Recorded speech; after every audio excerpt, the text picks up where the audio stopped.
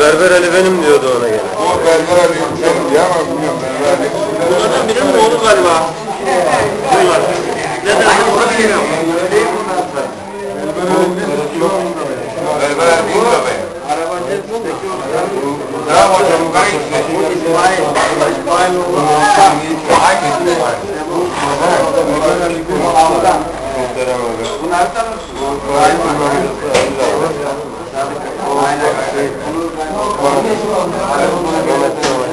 Bunu tanıyorum ben.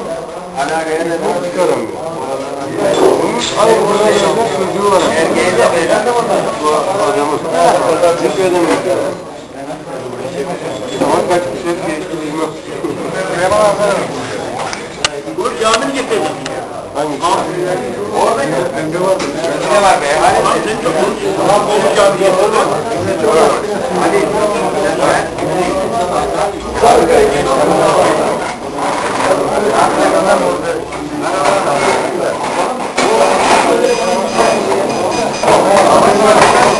Cami 6 tane fotoğraf getirdi. 5'ini yayına değer buldu. Cami 6 tane fotoğraf getirdi. 5'ini yayına değer buldum, yayınladık. Çeşit. Nedenle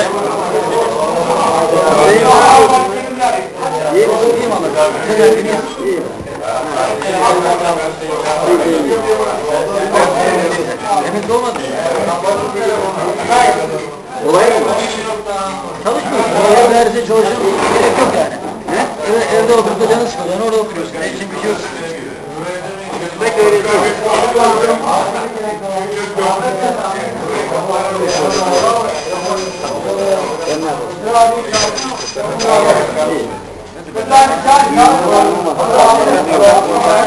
Bölündük. Bunu parayı diyor.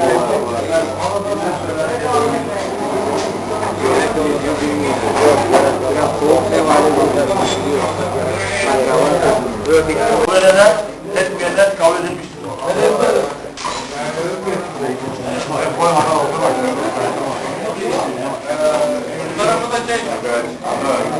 Değerli arkadaşlar, şahsım ve arkadaşlarım adına teşekkür ediyorum bize verdiğiniz güvenden dolayı. Gündemi bir daha okuyorum. Gündem, yoklama ve açılış, divaniyetin seçimi, saygı duruşu, faaliyet, mali ve denetim raporlarının okunması, faaliyet ve mali ve denetim raporlarının görüşülüp icraatı, 2007 yıl tahmini bütçenin görüşülüp karara bağlanması, yetkililer verilmesi, yönetim kurulu 2 yıl yedek, denetim kurulu için 2 yıl için 3 artı 3 yedek ve ayrıca danışma kurulu için 2 yıl için 3 artı 3 yedek üye seçimi, dilek ve teminler kapanış. Gündeme ilave etmek istediğiniz gündem maddesi var mı? Olmadığını diyerek gündemi oylarına sunuyorum. Kabul edenler, etmeyenler kabul edilmiştir.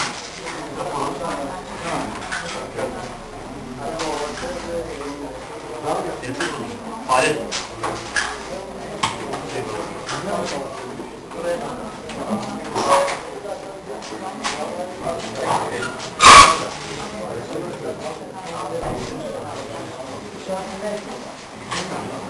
Sayın Divan Misafirleri Derneğimizin sayın üyeleri,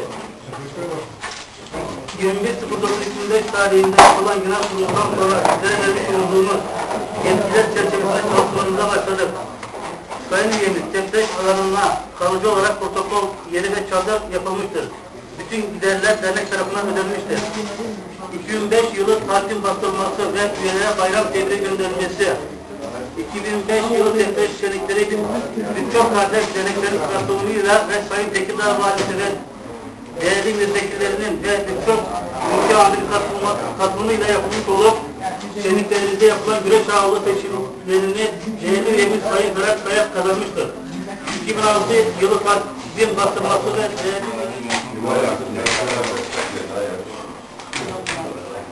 şimdi tahmin etmişte ayrıntılar üzere gibi tekabül ediyor. Bu da yıllık aidatların üye başına bir 10 lira gibi bir hesabı yapılmış. Yani daha önce bir aidatlardan bahsediyoruz. olağanüstü bir genel kurulu yapıldığında aidatların değiştirilmesi maddesi var burada. Yani yıllık aidatlar 10 lira. Yıl içerisinde 10 lira gibi olacak. Onun için aidat gelirleri 200 lira gibi tahmin edilir. Abinin bir lira almak isteyen var mı?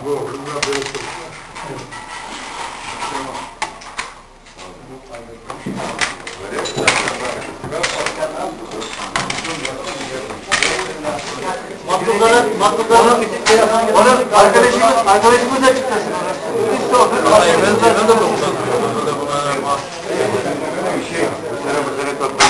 Mahkumuz görevinde ama o paranın verilmesi gerekiyor.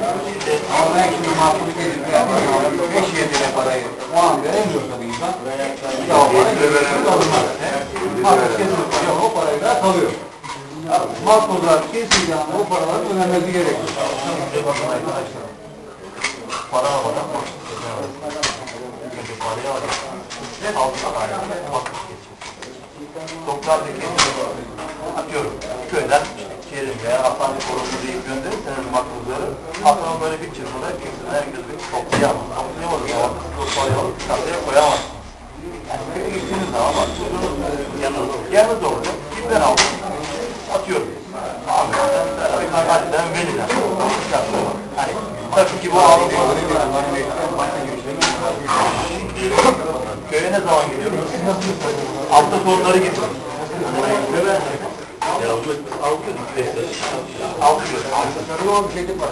Tabii yani sonuçta kasada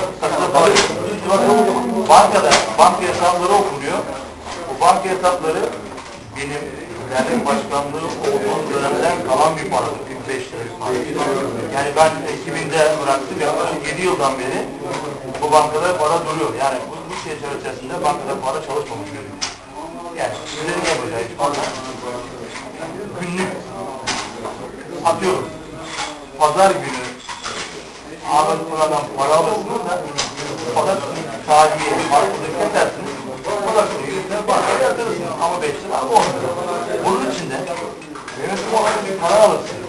Kasada 5 lira 10 lira tutma yetkisine sahipsiniz.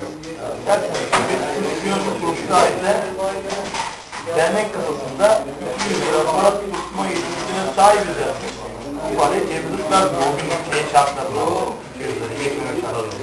Ama o geçtiği zaman o gün hesaba bu para komple girmesi lazım.